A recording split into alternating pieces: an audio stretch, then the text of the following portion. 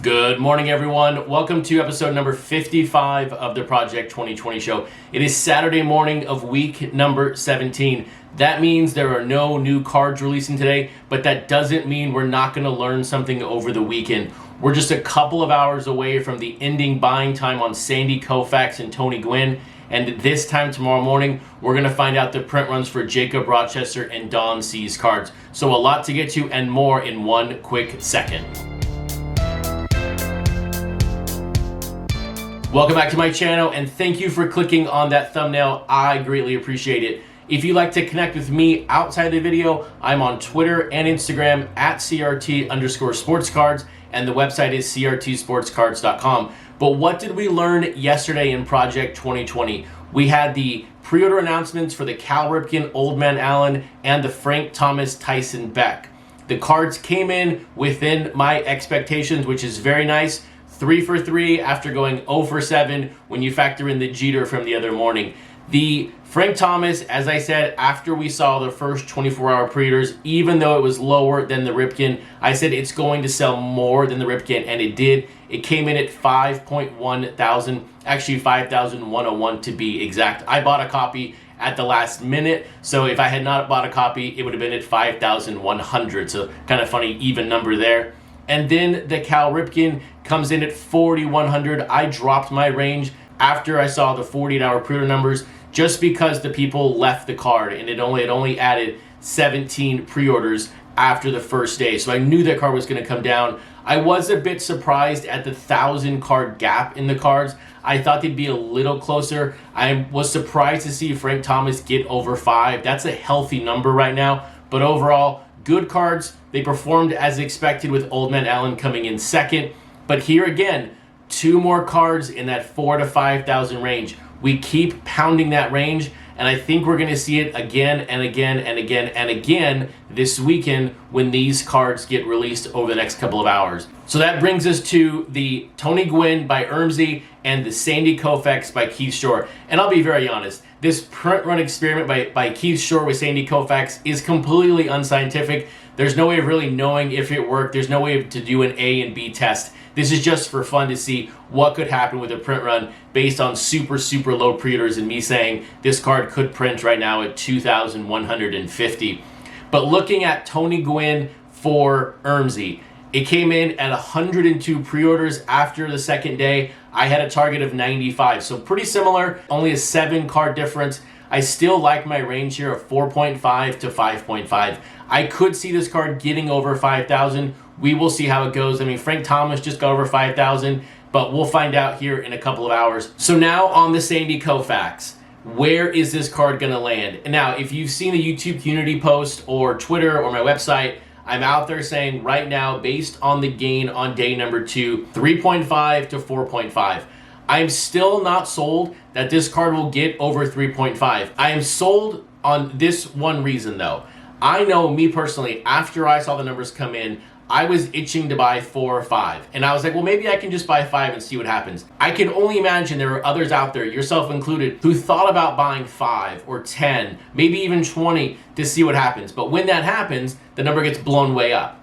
So that is why I think it still could get under 3.5 if people like myself don't end up buying the card. I thought about buying 5. I am not buying any. And as I record this video, the buying window is going to end, so I'm not going to buy any at all. And I can only imagine others are out there in the same boat right now who are going to think about it, but then not make a purchase. So if that happens, it still gets under 3.5. Now, if that card does get to 3.5, that is a 1.34% eBay penetration. That would be the same number as the Derek Jeter from earlier in the week that printed over 8,000. And people obviously did not purchase that card as well as I thought they would. But keep in mind, a 1.34% on the Jeter is very different than a 1.34% on the Koufax when it comes to cards printed high versus low. If this comes in at 1.34%, this is because people bought this card up, not went away from it. Because on a Jeter card or any kind of giveaway card, we expect to have a very low eBay penetration because they're going to go to Topps versus eBay. But to get to 4.5, which I think right now is a strong stretch, I think that's a massive number right now. You're talking just over a 1% eBay penetration. If that happens, that means everybody went out there and bought 10, 15, 20x and drove that number really high. This card should be under 3.5 by everything we know. Yesterday's eBay penetration, both of them were over 1.6, 1.7. They'll be on the website here in a second. But all of these numbers are trending up. For this card to print where it should be, you're talking still under 3,000. Because if this Koufax comes in at 1.59% eBay penetration, it's going to print at 2,950. But I don't think it's going to happen. I still think in a couple of hours, it's going to be 3.5 to 4.5. But that begs the big question. Should we be hunting these cards to flip? Or should we be taking the safer route with cards already out? Let's get to that right now. So taking a look at my new favorite category, I absolutely love these cards and this segment, the Forgotten 7. Some healthy movement yesterday. Look at Dwight Gooden by Ermsey, 270 up 24%.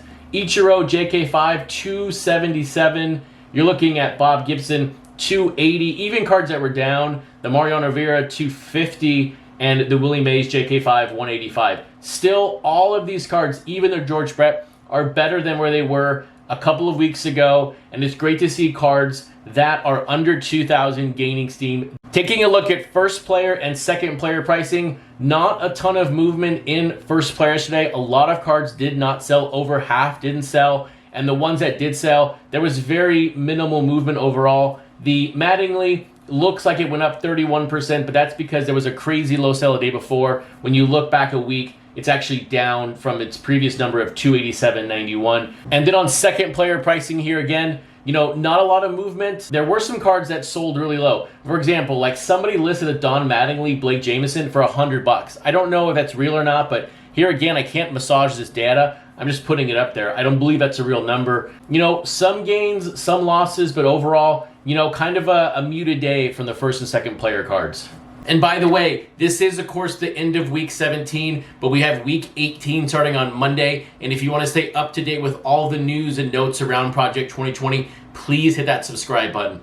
But when you look at chasing cards that are going to be worth money in the future, you have two routes here. We can try to chase a print run. We can try to chase a mythical number that's going to change in 48 hours.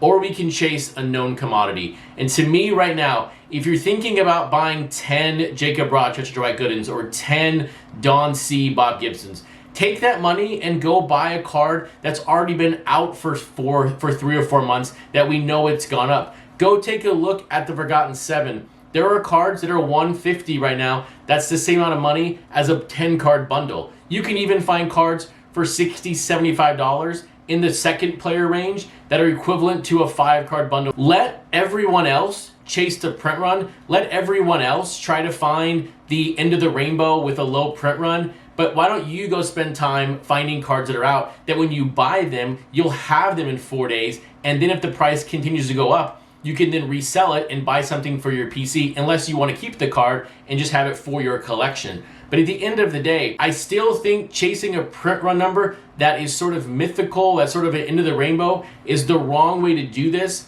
Focus on cards that are out and focus on cards that you can get in hand in 3 days. Because the cards that end today, last time I checked, they're going to be months from getting into our house. Even though Topps has said they're going to clear this up quickly, I don't see how it's physically possible that they get these cards done unless they have like 17 warehouses now to get through these cards. But we'll find out. But for right now, until we can get cards in hand within 3 to 5 days, if I were you, I would not chase a print run. I would chase cards that are out, that are gaining steam, Forgotten 7, first player, or second player. Okay, here it is. It's now time to put our stamp on the Friday cards for their print runs tomorrow. We're going to use a very simple formula. We're going to remove all emotion. The emotion got me wrong on the Jeter, and we're going to use purely historical data from this week on eBay penetration to get to these ranges.